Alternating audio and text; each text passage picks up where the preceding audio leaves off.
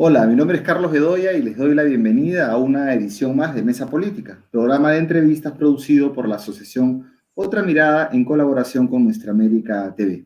En esta edición vamos a abordar un fenómeno que se está produciendo en todo el mundo y lo vamos a hacer a partir de las elecciones de segunda vuelta en el Perú, que son el 6 de junio que viene. Me refiero a la aparición de una derecha de corte fascista caracterizada, o fascistoide, ¿no? En todo caso, caracterizada por su totalitarismo, macartismo, racismo, imposición de una economía que discrimina a la mayoría y desprecio por determinados sectores de la población, en el Perú especialmente la gente del campo. Un frente político, empresarial, militar o con exmilitares también y con gente cristiana fundamentalista, neopentecostal, que viene planteando la contradicción comunismo-democracia o comunismo-libertad, donde una persona o una agrupación política con identidad de izquierda o incluso posturas progresistas de centro-izquierda son puestas en un paquete de satanización muy fuerte. En el Perú, por ejemplo, de cara a las elecciones del 6 de junio, donde se definirá la presidencia de la República entre Pedro Castillo, de Perú Libre, y Keiko Fujimori, de Fuerza Popular, se ha desatado por parte del Fujimorismo y sus aliados una campaña de terror contra la supuesta amenaza comunista de Pedro Castillo. Hace una semana, un representante de la ultraderecha peruana, el ex candidato a la presidencia por el partido Renovación Popular, me refiero a Rafael López Aliaga, pidió expresamente en un acto público en el centro de Lima con cientos de personas, un acto en apoyo a Keiko Fujimori, pidió la muerte del candidato Pedro Castillo. Dijo, muera el comunismo, muera Pedro Castillo, muera Cerrón, y la gente, la muchedumbre gritando muere o muera, ¿no?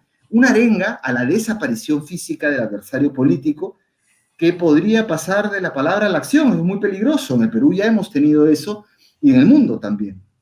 Esto no solamente se está expresando en el país, efectivamente, sino que se trata de un fenómeno global que se ha agudizado con la pandemia.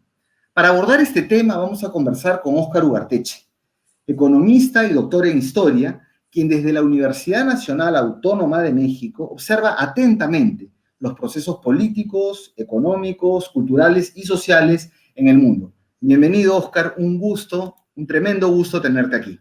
Hola, Carlos. El gusto es todo mío. El tema me Bueno, parece horrible, pero el gusto es todo mío. pero bueno, muchas gracias por estar aquí. Sí, efectivamente el tema no es nada grato. ¿Qué está pasando, Oscar, desde tu perspectiva global con las derechas en el mundo? ¿No? Hay un viento derechista, tú dices, hay un viento derechista, yo agrego con un tufo fascistoide. ¿Cómo caracterizas esto? No es fascistoide, es fascista. Fascista. Cuando un grupo político llama a la violencia en el nombre de las ideas y aboca la intolerancia en el nombre de lo mismo, estás además vendiendo la imagen de que hay algo mejor que tú vendes que el otro destruye. Entonces, si tú miras la Alemania de los años 20, en la Alemania de los años 20, los judíos habían destruido la Alemania anterior. Mire el mito, ¿eh? Habían destruido la Alemania anterior porque habían traicionado la guerra. Y entonces eran el enemigo. ¿Y cuál era el problema con los judíos en Alemania? Eran ricos. Eran los que estaban haciendo cosas, eran la gente innovativa, los creadores.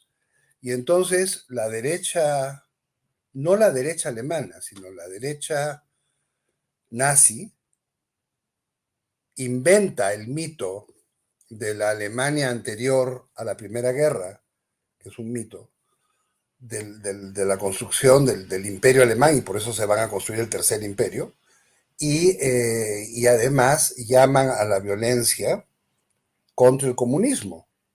Y los judíos que eran comunistas. Entonces, los judíos eran ricos y comunistas. O sea, pero no importa, es que la cosa con el discurso ideológico es que es eso, es ideológico. Y entonces la realidad, en realidad, no tiene mucho que hacer ahí. Es, es, eh, es un conjunto de creencias y las creencias son peligrosísimas. Acabamos de ver en Irán a un chico de 20 años decapitado por sus amigos porque descubrieron en la cartilla militar, cuando el chico fue al servicio militar y lo devolvieron del servicio militar, que en la cartilla decía porque era depravado.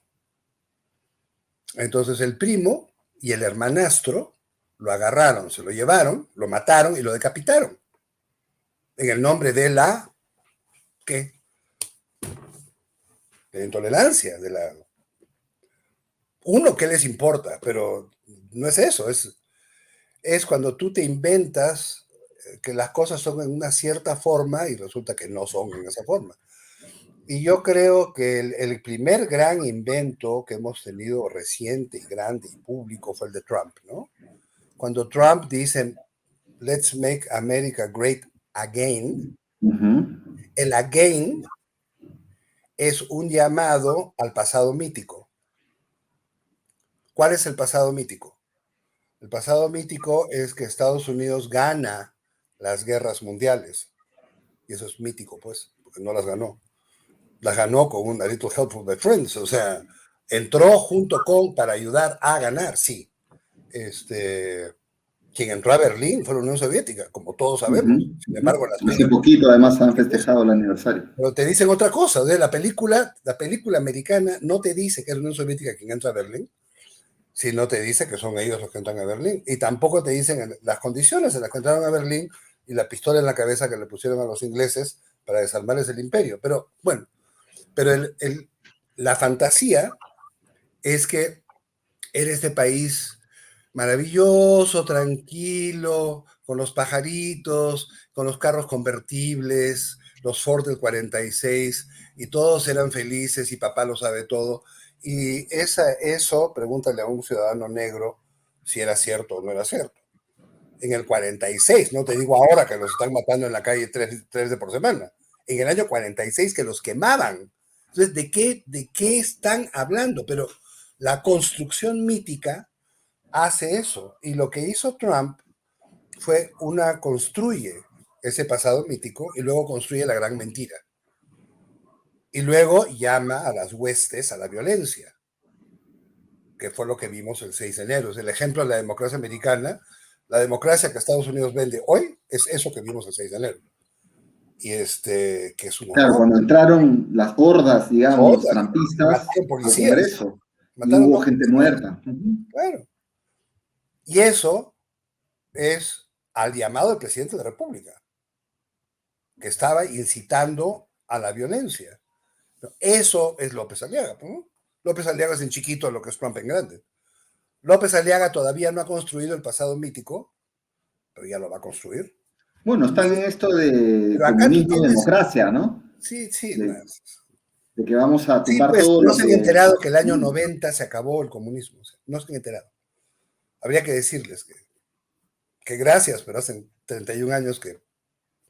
Ahora, eso que entonces, estoy viendo en los cartones que he visto sí, en Lima, los cartelones de Lima son de un anacronismo peruano, pues. El Perú es un país anacrónico, como yo vengo diciendo. Tenemos un problema de falta de modernidad. Ahí está la falta de modernidad. O sea, es una derecha que ni siquiera puede enfrentar lo que tiene enfrente. Lo que tiene enfrente no es el comunismo. Lo que tiene enfrente es al otro. Es lo que tiene enfrente. Ahora, también... El pobre enfrente diciendo, yo quiero el poder. Dénselo, pues. O sea, si el rico no ha podido darle al pobre lo que necesita, a ver si el pobre se lo puede dar. Pero ya, pues, pero hay un mito, hay varios mitos, ¿no? Un mito es porque en realidad es un aprendizaje del libro de von Mises que dice que todo lo que atenta contra el libre mercado es comunismo. Entonces, puede ser ahí, puede ser una cosa más bien dogmática, que también los dogmatismos tienen que ver con falta de información, tienen que ver con falta de formación, o puede tener que ver con fobia, racismo. Claro. Racismo puro y duro, sin más. Pero Oscar, esto no solamente está, digamos, no pasa en América Latina, ¿no? Tú estás hablando de Estados Unidos, Francia también tiene un momento... Lo de Francia a mí me pareció, que fue la semana pasada, me pareció espeluznante, porque en Francia lo que ha pasado es que hay una carta de los militares advirtiendo una guerra civil. Y eso en Francia, que los militares franceses digan que están a puertas de una guerra civil por el tema religioso, por pelearse con los islámicos, a mí me parece peligrosísimo. Pero todo esto en el contexto de ¿qué? De una economía que en los últimos 10 años, tanto en Estados Unidos como en Europa, ha crecido muy poco. En América Latina también ha crecido muy poco. El Perú creció un poco más, pero en general los países crecieron muy poquito. Crecieron todos los países, crecieron menos que en la década anterior, y a su vez estos crecieron menos que varias décadas anteriores. Es decir, la tasa de crecimiento económico del mundo viene de bajadas en 50 años. Y el Perú se recuperó de un desplome brutal de 35% caído el producto en la década del 80, se recupera en la década del 90 y luego se ve que el crecimiento otra vez comienza a bajar y andamos pues con 4, nos damos de golpes de pecho con 4% de crecimiento, que es la mitad de lo que tiene China, ¿no? En ese Pero contexto surge esta derecha fascista. en ese contexto surge en todas partes la derecha fascista, en ¿Y todas por qué partes, la en izquierda no Italia, puede en conducir? Holanda, en Alemania, en Bélgica, y hay ¿Qué países donde no problema? hay que rascar mucho, Argentina. ¿Y por qué la izquierda no puede conducir? Más bien un proceso de caída de un modelo que ha venido siendo criticado desde el lado progresista. Las izquierdas han tratado, ¿no? Hicieron, en distintos países han hecho experimentos, el de Evo Morales es el más exitoso, que yo creo que ahora el experimento boliviano va a entrar en problemas, pero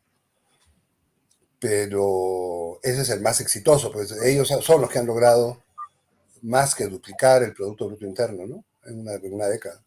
Ahora, Y eso, Oscar, eh, en cambio, bueno, ya no tenemos a Trump en Estados Unidos, tenemos a Biden, y hoy Biden ha planteado una serie de políticas que han sido difundidas por todo el mundo y que creo que en el Perú de hoy serían tildadas también de comunistas, ¿no? Subiendo el sí, claro. salario, con No, una... Total. cualquier cosa que no sea el mercado libre en el Perú es comunismo. Así Y está de primitivo el cuadro peruano. Ahora, sí, yo es bien triste. no me iría tan rápido con eso de que ya no está Trump en Estados Unidos.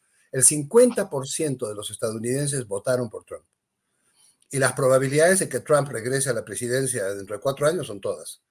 O sea que la gente de Trump acaba de echar a la hija de Dick Cheney de la dirección de la Cámara de Representantes. Ayer, hoy. O sea, tienen todo el poder del mundo. Porque en situaciones de incertidumbre, de bajo crecimiento pero de incertidumbre, te vas hacia lo que conoces, ¿no? Y entonces le echas la culpa al otro. En Estados Unidos el otro es el mexicano y el negro. En el Perú el otro, con la concha del mundo, disculpando el vocabulario, pero el otro en el Perú es el cholo. ¿Cómo que el otro? ¿Cuál otro? Ese es. En todo caso, los otros son los no cholos. O sea, el Perú es básicamente un país cholo. Sin embargo, la estructura Como diría mental, Carlos Franco, lo que falta es un Estado cholo, más bien. lo que nos falta es un Estado cholo, claro. Eso es lo que decía Carlos Franco. Es lo que esto amenaza ser. Esto Y amenaza esto. Es decir, digamos, la élite se siente aterrorizada porque hay que barbaridad. Mira tú, decían cuando yo era niño, van a bajar los indios. Pues, sí, pues. Ya, pues. O sea, el Perú tiene 33 millones de habitantes, no tiene 100.000 que tienen casas de playa, por amor de Dios. O sea, el Perú es más grande y más ancho que eso, ¿no? sí, antes de entrar al Perú, ahorita vamos a entrar al Perú con todo, porque es muy importante, la segunda vuelta la vamos a analizar contigo. Yo te quería preguntar si, bueno, siempre en esto que señala Perry Anderson en su libro este de Imperium et Concilium, ¿no? Él diferencia bastante la política interna norteamericana de la política, digamos, imperial. Yo te quería preguntar si este cambio paradigmático, que algunos lo han comparado con el New Deal de Roosevelt, ¿no? De repente tú tienes otra opinión, pero bueno, cito lo que se dice por ahí. ¿podría tener algún impacto en la política imperial de Estados Unidos, por ejemplo, respecto a América Latina? No, no, no, no, no, no, no, no, no.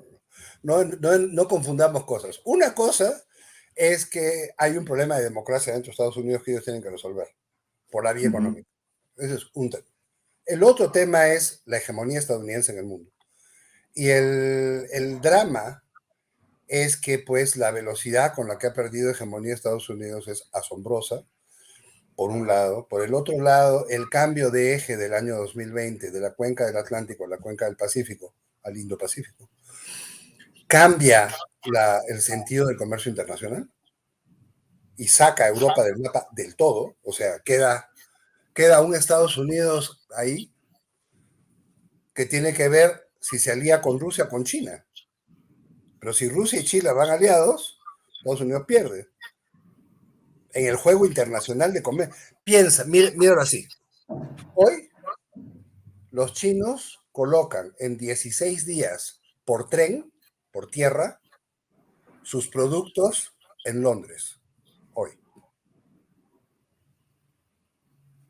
¿Quién está articulado a la economía de Europa? ¿Estados China. Unidos? No, China, definitivamente.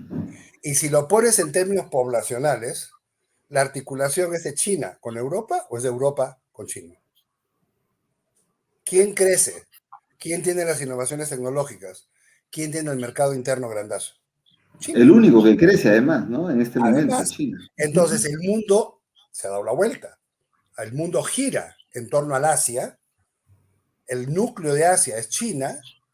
Los chinos tienen toda la tecnología que te puedes imaginar y Estados Unidos está haciendo todo lo posible porque eso no pase, Y incluido está enfrentando la amenazar pandemia.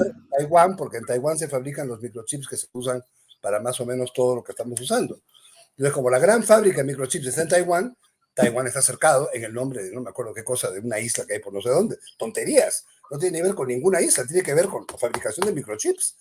Los microchips de Estados Unidos se hacen en Taiwán, pero los microchips de China también. Entonces, la fábrica mundial de chips es Taiwán. Y ahí está, pues. O sea, Estados Unidos, como Estados Unidos, perdieron el liderazgo tecnológico, perdieron el liderazgo diplomático de una manera grotesca en los 4 años anteriores, y recuperar eso va a costarles.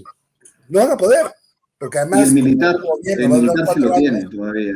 este Lo gobierno militar dura sí lo 4 tiene. años y sale reelecto Trump. Entonces, digamos, eh, yo veo un debilitamiento estadounidense muy fuerte, que fue la razón de la guerra comercial, pero luego, como están perdiendo la carrera tecnológica, no tienen más remedio que aislar a China. Lo que pasa es que cómo aíslas al que tiene liderazgo, y ahí está el problema. Ahí está el Claro, problema. no, y Oscar, China está venciendo la pandemia sin vacunar masivamente, simplemente con otro tipo de Claro, entonces, tecnologías, ¿no? sí. O sea, y Y de además mecanismos, China está colocándole vacunas al mundo. claro. Estados Unidos vende Pfizer a no sé, $40 ampolla, ¿no? Sí. No, Bueno, o sea, entremos al Perú. es otro mundo. Oscar, entremos al Perú. Tenemos a dos fuerzas disputando el primer cargo, ¿no? En el Perú, que es la presidencia de la República, y tenemos aquí el Fujimorismo, un Fujimorismo queiquista que está, digamos, en las últimas semanas, en los últimos días, remontando en las encuestas, eso es innegable, lo vemos en todos los ámbitos, en todas las formas de medición, todas las encuestadoras, y entonces yo te pregunto, ¿ves que acá hay un cambio de tendencia? O sea, la voluntad de cambio en el Perú expresada el 11 de abril se diluyó, Keiko Fujimori tiene todas las condiciones para ser presidenta. ¿Cómo estás viendo la segunda vuelta? Horrible. Horrible, tan horrible como vi la primera vuelta. O sea, a mí me parece, a ver, estamos entre la derecha extrema del Fujimorismo, que ahora va amarrada, como fue siempre, a la violencia,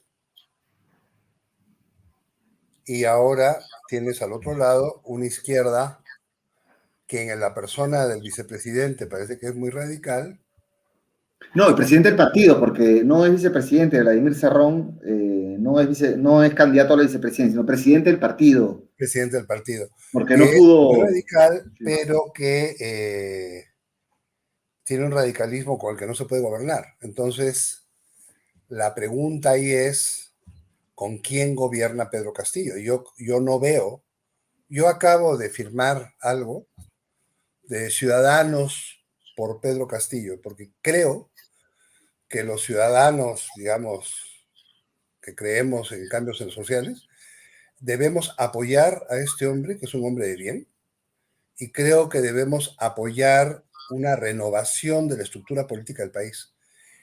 Estoy accidentalmente y coincidentemente haciendo un pequeño libro para la Comisión de Bicentenario del gobierno peruano, que es sobre corrupción.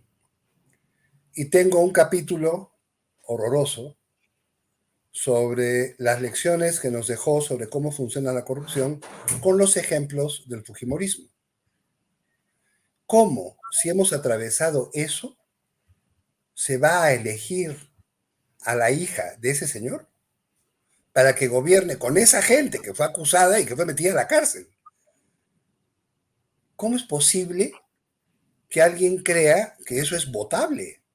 Eso no es votable.